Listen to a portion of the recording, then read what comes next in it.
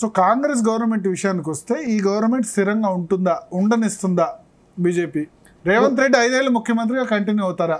ఇప్పుడు వారి పార్టీ గుర్తు మీద గెలిచిన 64 మంది వారి అలయన్స్ భాగస్వామి ఇంకొకరితో కలుపుకొని 65 మంది ఉన్నారు. నువ్వు గేట్లు తీస్తే ఈ 65లకి ఎవరైనా బయటకు వస్తే నేనేం చేయలేనన్నా. నువ్వు బీఫామ్ ఇచ్చిన ఎమ్మెల్యేలు నీతో ఉండకపోతే రఘునందన్ రావు తప్పెట్లయితుంది, బీజేపీ తప్పెట్లయితుంది. మిగతా రాష్ట్రాలలో జరిగింది కూడా అదే. మీరు బీఫామ్లు ఇచ్చి గెలిపించుకున్నటువంటి మీ ఎమ్మెల్యేలు మీ నాయకత్వం మీద విశ్వాసం లేదని బయటకు పోయినప్పుడు దానికి ఎవరేం చేస్తారన్నా? వారికి ఆ శాసనసభ సభ్యులు ఆశ చూపుతుంది బీజేపీ కదా. మధ్యప్రదేశ్, ఎమ్మెల్యే పదవికి రిజైన్ చేస్తారా? ఆశ చూపిస్తే వాళ్ళు ఏమైనా ఎల్కేజీ పిల్లల ఎమ్మెల్యేలు అనే వాళ్ళు ప్రజల చేత ఎన్నుకోబడి వచ్చిన వాళ్ళు. ఆయనకు ఇష్టం ఉండదా? ఆయనకి ఇష్టం లేదు కాంగ్రెస్. మహారాష్ట్రలో రిజైన్ చేయించలేదు. ఒక రాష్ట్రానికి ఇంకొక రాష్ట్రానికి మహారాష్ట్ర మీరు చెప్తున్నారు ఓకే. మధ్యప్రదేశ్లో, కర్ణాటకలో రిజైన్ చేయించారు, మహారాష్ట్రలో రిజైన్ చేయించలేదు. మహారాష్ట్రలో మేము అధికారంలో లేం కదన్న. మహారాష్ట్రలో షిండే గారు ఉన్నారు. అదే అక్కడ ఆ ఎమ్మెల్యేలతో రిజైన్ చేయించలేదు అంటారా? మేము ఎందుకు షిండే గారు చేయించాలి? చేశారు కదా. ఒరిజినల్ అలయన్స్ మాది. మా అలయన్స్ శివసేనది. ప్రజలు మ్యాండేట్ ఇచ్చింది భారతీయ జనతా పార్టీ శివసేనకి. తప్పు చేసింది శివసేన అధ్యక్షుడు.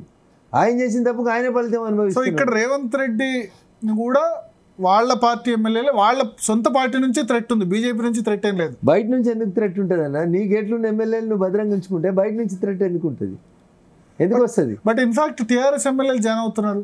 కడియం సిఆర్ జాయిన్ అయిపోయారు, దాని నాగేందర్ జాయిన్ అయ్యారు, ఇవాళ భద్రాచలం ఎమ్మెల్యే కూడా జాయిన్ అయిపోయారు.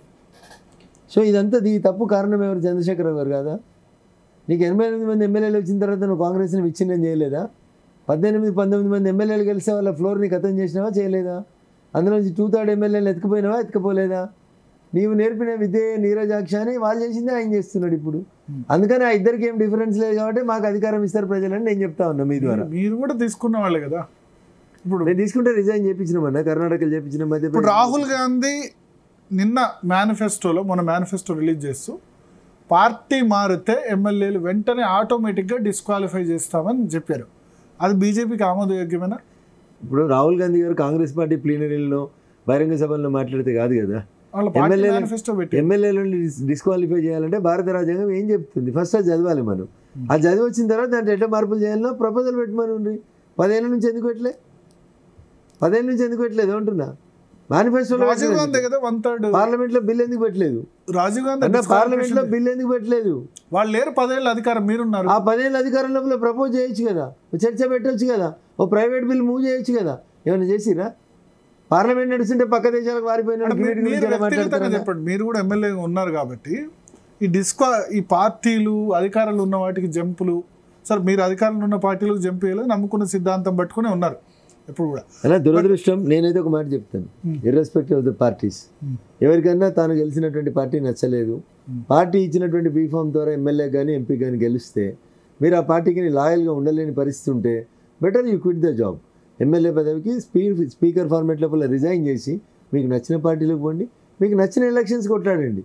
Then you're an individual, you're at liberty. కానీ ఒక పార్టీ బీఫామ్ మీద గెలిచి ఇంకో పార్టీలకు పోయి మంత్రులం అయితే అంటే అది కొంచెం చూసే వాళ్ళకు వినే వాళ్ళకి ప్రజాస్వామ్య వ్యవస్థ కూడా అసహ్యం కలుగుతుంది. అట్లా చేయకండి. సో కేసీఆర్ చేసింది రేవంత్ రెడ్డి చేస్తే ఆయనకు పబ్లిక్ ఫీలింగ్ ఎట్లా ఉంటుంది? మంచిగా చేశాడు కేసీఆర్ అనుకుంటారా, లేకపోతే రేవంత్ రెడ్డి చేస్తూ కరెక్ట్ కాదు అనుకుంటారా? కుక్క కాడుకు చెప్పుదాం అనేటోళ్ళు ఎక్కువ మంది ఉంటారు అన్న. కానీ మీలాంటి వాళ్ళు నాలాంటి వాళ్ళు అట్లా చేయకుండా ఉంటే బాగుంటుంది. ఆయన చేసిన తప్పుని ఈయన ఎందుకు చేయాలని కోరుకుంటే వాళ్ళు కూడా చాలామంది ఉంటారు.